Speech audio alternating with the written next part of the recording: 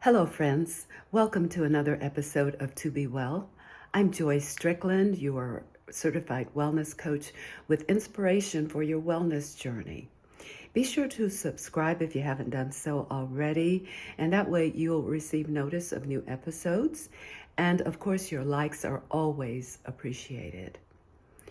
Disclaimer: this channel, including this episode and any episode that you view on this channel, this is for information only. This is not medical advice. Always check with your doctor or healthcare provider before changing your diet.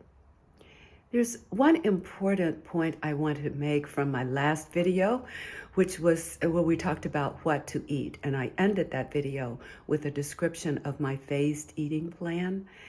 And I want to begin today acknowledging, as I did not do in that episode, that changing your eating habits, changing the foods you eat, that process can be difficult.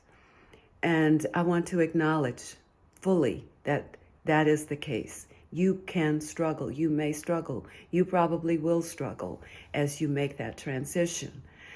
But the famous abolitionist Frederick Douglass said, where there is no struggle, there's no progress. So the first days and weeks of your journey, changing your diet and what you eat, will certainly be days and weeks of struggle. But, and this is critically important, as you stick with it, you will struggle less and less until finally the struggle is over. For example, when you stop eating pork, you'll stop wanting to eat pork. I mean, this was my experience, and it's similar experiences have been reported by others who have been on this journey and made this transition. So in fact, not only will you stop eating pork, when you stop wanting pork, when you stop eating pork, pork may become very unappetizing. So just hang in there and, don't take my word for it. Just, try it for yourself. It will become easier. And I wanted to acknowledge that. So that said, on to when to eat and how to eat. We're starting with when to eat today. For your reference, I have included below two doctors who are premier. They are, renowned in their field. Dr. Mindy Peltz, she is an expert on fasting. Mindy Peltz, did I say Wendy? Dr. Mindy Peltz. And she's author of many books, including Fast Like a Girl. And Fast Like a Girl would be very helpful to read in reference to fasting, which is what we're going to get into today. And also Dr. Will Bulsiewicz. He is also the author of many, many, many books. But the one that I used as a reference today is Fiber Fueled. And as I said, both of those will be in the video notes. So I'm a big fan of intermittent fasting. My husband and I have both adopted this in recent months and with incredible results. He, I will say, has lost 25 pounds in just 2 months, and with every confidence that he'll be able to keep it off with with intermittent fasting.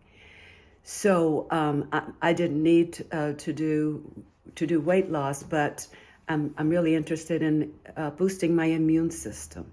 So that was my reason. That was my buy-in here. But when you adopt intermittent fasting, not only do you experience weight loss if you need to lose weight, but you will also experience a decrease in the likelihood that you will develop chronic diseases. This is a chronic disease prevention strategy. And that's critically important because in 2018, 52% of Americans, that's probably 130 million Americans, had at least one chronic disease.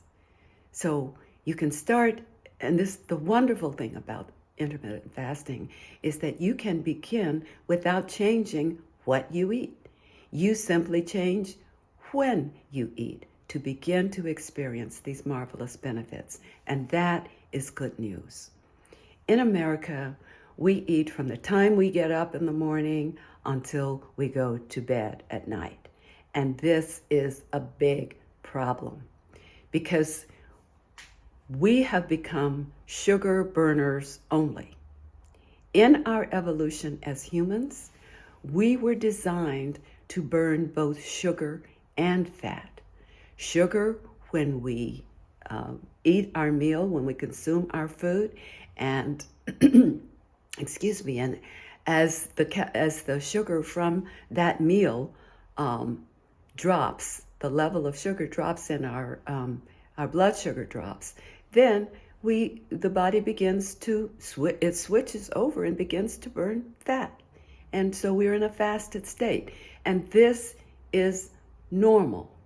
I repeat, this is normal for the body to switch from burning sugar to burning fat. That's normal. But if we're always eating, our bodies never get to be in a fasted state. So because we're always eating, and also because the foods that we eat, the highly processed, the ultra-processed foods that we eat contain so much sugar, those two things, always eating and always eating the wrong foods, most Americans live in bodies that have lost the ability to switch from burning sugar to burning fat. To be able to burn sugar only is abnormal. This is a metabolic catastrophe. Those are my words. So, I mean, this is a major source of chronic diseases. All those 130 million people, if you want to avoid that, intermittent fasting. That's the answer. For most of us, the fat we gained when we were 10 or 11 or 12 years old, that fat is still there when we're 50, 60, and 70 and beyond. Our bodies only store fat. We never burn fat. And this, again, this is tragic. So you can change this with intermittent fasting.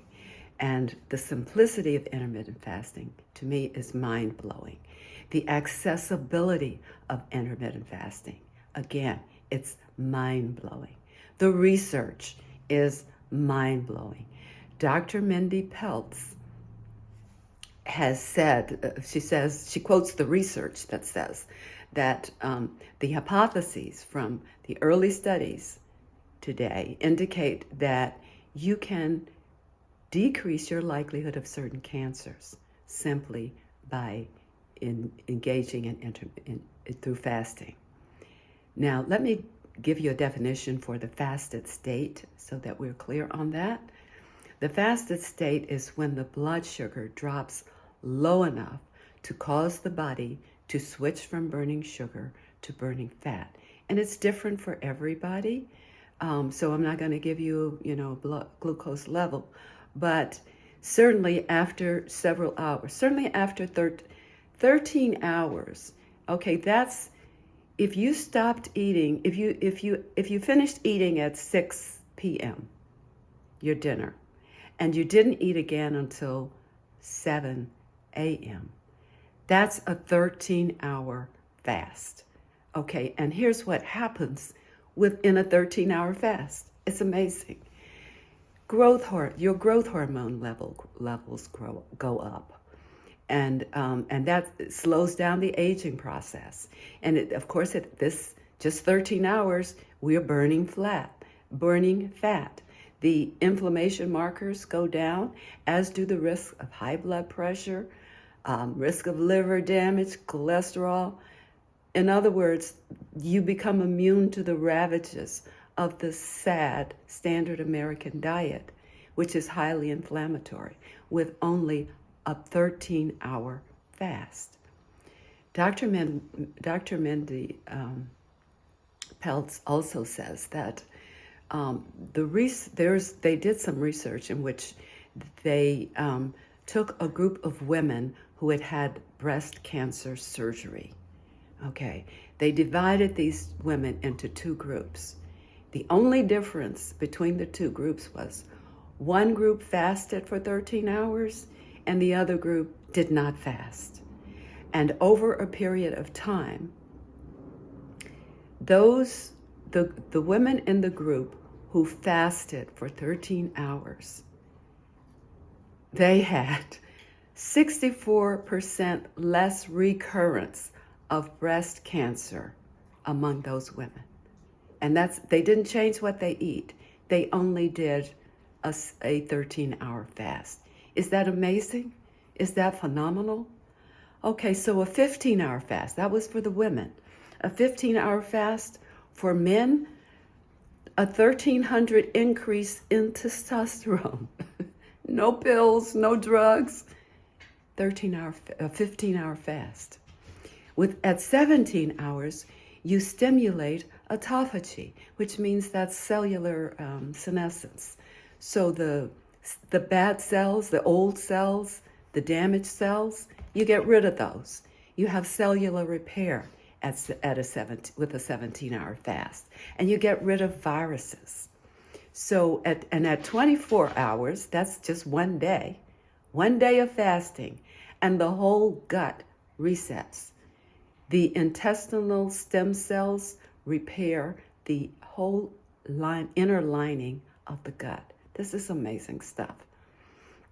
With a 36-hour fast, the body finds that stubborn fat that's been hanging around for decades, possibly, the fat around the belly, and it burns it because, it's looking, those microbes in the gut are looking for something to eat. So they are looking hard and they find that belly fat, that old fat that's been in your body for all these years. At 48 hours, so that's 2 days, you get new dopamine receptor sites. Dopamine gives us, it's a hormone, and it gives us that sense of mental clarity, that sense of well-being and motivation and satisfaction. All of that comes from the dopamine hormone. So you have mental clarity and you're ready to go get it, okay? That's at 48 hours. At 72 hours, the entire immune system reboots. Okay. The entire immune system reboots at 72 hours. What supplement, what drug can you take that is effective as intermittent fasting? So once you end your fast in the refeed, especially if it's for extended hours, it's very important that you end your fast with beneficial whole foods to feed the good bacteria that are there. That's all that's left in your gut, especially with 72 hours. All the bad bacteria is gone. So you want to give the good bacteria the food that it needs to do the work that it's designed to do in your body. Okay, so certainly whole foods or whole organic foods, raw nuts, seeds, sauerkraut, whole organic foods, use that to break your fast. Now, when you begin to employ the intermittent fasting, you'll get it down pat, and you can get into a routine. And Dr. Peltz says that, you don't want to get stuck. You don't want to do the same thing week after week, month after month, year after year. You want to mix it up a bit. So this is what I do. For 5 days, at least, sometimes 6 days, I'll fast for 16 hours. The example I gave earlier, that's what I do. I make sure I finish eating before 6. usually earlier than that. And I won't eat breakfast until the next day, until around 10 or 11. And that 72 hours is very easy. There's no struggle. There's that word struggle. There's no struggle for me, at least, to fast for 16 or 17 hours. And then on date night, which is my husband and I go out, we have date night once a week. We'll go out and enjoy live music. We'll have cocktails, one or two for me especially, and we'll eat dinner much later. And so, and when I feel like it, as a matter of fact, today, as we speak, I am in the middle of a 72-hour fast to mix it up. And I am certain that going forward, that I will do a 72-hour fast at least in the fall and in the spring, twice a year. That's what Dr. Peltz recommends. So, I'm not. I guess this morning, yesterday, the first day, no problem. This morning, I felt it wasn't good. This morning, I felt a little weak and, and I was hungry. But today, now, as we speak, I really am not hungry. So, and I'm feeling really good about for a second day of going without eating. One day to go, and that'll be my 72 hours. So to summarize when to eat, at the very least, you may want to consider a 13-hour fast, intermittent fasting, that is between 13 hours between the time that you eat dinner and the time that you eat breakfast. No food in between. And with that simple starter kit, you'll begin to experience the incredible benefits of intermittent fasting. You'll begin to immunize yourself from chronic diseases, and that is good news. So be sure to use your meditation and your mindfulness to support your intermittent fasting. So on to how to eat. Well, I want to offer 3 things here in terms of how to eat. To begin with, as often as you can, take the time to enjoy preparing your meal. Of course, this is an allusion to mindfulness. It surprises me that among Gen Xers and millennials, many of them, it's very common that, for them not to cook or not to know how to cook and to eat out or order in almost daily. Of course, this is a prescription for chronic disease. Okay, I think I've harped on that enough. But among those of us who do cook regularly, so often when we go into the kitchen to prepare a meal, we do so, we're rushed, and that's understandable. We're busy people. But we do it with a sense of drudgery. It's got to be done, somebody's got to do it. But think about this. Do you know how many people on the planet today don't have food, much less a kitchen to prepare it in, or appliances and utensils? Friends, it's a privilege to be able to go into your kitchen and prepare a meal. And I'm suggesting that when you go into your kitchen to prepare a meal, that you do so with a sense of gratitude. This is a time to be thankful. Enter your kitchen as though you were entering a sacred space. As you wash your hands and begin to chop and slice and mince and saute, whatever you're doing that day for that particular meal, do it ever mindful that these are acts of privileged people. They are not to be taken for granted, but to be enjoyed and cherished. You can engage in your ritual of preparing your food or cooking alone. If you live alone, that's just fine. If there are others in your household, invite them to share in the joy of cooking, in the blessings of cooking. Make it a family affair. And furthermore, secondly, when you, at least once a day, and I realize again, this can be difficult for people who are busy, but at least once a day, try to take the time to sit down and enjoy your meal. Say grace, words of gratitude. For example, thank you, God. Thank you, Holy Spirit. Thank you, higher power, for this nourishing meal. Bless everyone. I bless everyone who labored to make it possible, from the farmer to the grocer to the cook. This is a wonderful blessing. And if you're in a public place, you may want to say your blessing silently. But if you're with other like-minded people, and certainly if you're at home, it's a good idea to speak your grace aloud.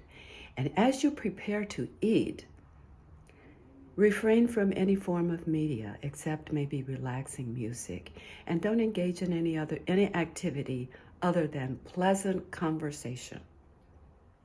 Thirdly, take the time to masticate or chew your food. This is probably the most important point here. Look at the food on your plate. Appreciate the colors and the textures. As you begin to eat, savor the flavors. Make a habit of eating slow enough that you chew each mouthful of food at least 20 times. Now, it may be fewer times if you're eating softer foods, if the food is softer, but for raw veggies or slightly cooked veggies, for cooked legumes, for meat, you want to chew at least 20 times. You must know that digestion begins with the chewing of your food and allowing those digestive juices in your mouth to do their job, to work as designed. Eating slower also allows the hormones in your gut the time to signal satiety to the brain. In other words, to tell the brain that you've had enough, you're full, you can stop eating. When you eat too fast, you may have already overeaten before your gut has time to signal that you are full to the brain. And of course, when this occurs, this is when you overeat. Eating too fast may also cause digestive issues. And, in my observation, slow eaters are almost never, I've never met a slow eater who was overweight. And by the same token, fast eaters, those who rush through their meal, day in, day out, meal after meal, they develop hemorrhoids or digestive problems, and they are susceptible to those kinds of issues. So I want to end today with a quote from a world famous Buddhist monk.